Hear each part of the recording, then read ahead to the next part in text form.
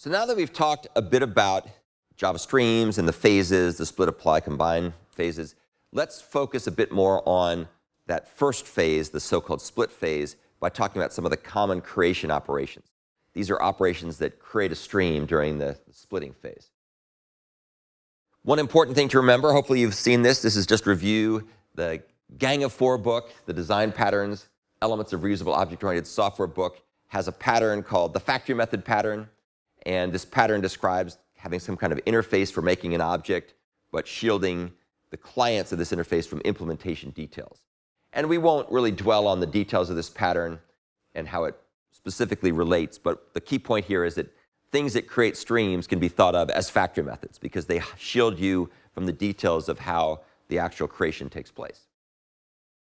As we talked about before, streams create something from some source, and they use factory methods to do this. So here's a very simple example. We saw this already. We got stream of Horatio, Laertes, Hamlet, Gertrude, Claudius, Ophelia, whatever. The of factory method is commonly used to convert an array of elements of type T into a stream of elements of type T. So as you can see here, we have an array of strings, Horatio, Laertes, Hamlet, ... And that's going to be turned into a stream of strings of Horatio, Laertes, Hamlet, ... So that's a very common way to do things, to start stuff off.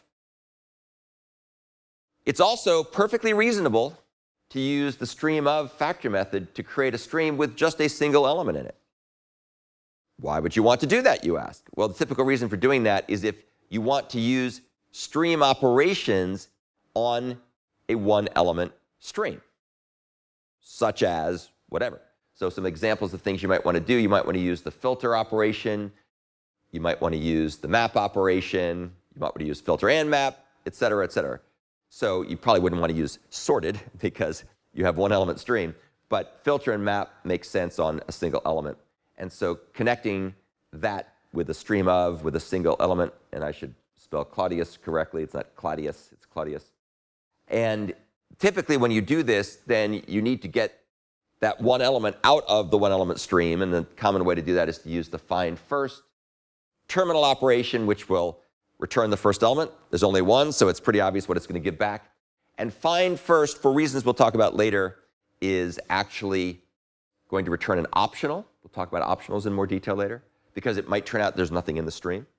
So find first returns an optional. So for syntactic reasons, we join it together with the or else operation on optional, and then you give back whatever default value is if there were to be no elements in the stream. Now, in this case, there is an element in the stream, but syntax demands us to do the or else because this is an optional. So remember that because that's going to come in handy for programming assignment number 2. There's a boatload. Yeah. Yes, absolutely. So the question is, can streams have multiple types of data? Yes. And you can actually transform from one type to another by using transforming operations like map or flat map and so on. We'll take a lot of looks at that shortly. There are a boatload of factory methods that are used to create streams. These are some of the most common. .stream and .parallelStream, which work on collections. And the reason why this is the most common is because every collection in the Java collections framework have stream and parallelStream methods defined on them. They're part of the Java collection interface, as we'll see in a second. And so every collection inherits those methods. There's also a bunch of other methods that are common. Split as stream. We'll take a look at split at stream as various points. The of method, we already talked about of. And then a very interesting method called StreamSupport.stream, which is used to create a stream, either a parallel stream or a sequential stream, from some kind of iterable using its spliterator operation. And we'll talk more about all that stuff when we get to this lesson coming up here shortly. In fact, this method, this StreamSupport.stream method, is actually used to implement the stream and parallelStream methods in the collection interface. And this is what it looks like. So here's the interface collection. This is what you get out of the box with Java. And there's a stream method and a parallelStream method. And you can see how what both of these methods do is they call StreamSupport.stream, passing in a spliterator. We'll talk more about spliterator later. And if it's a sequential stream, you pass in a false value. If it's a parallel stream, you pass in a true value. So it's kind of cool how these things all build in each other. There's also many, many other factory methods that are used to create streams.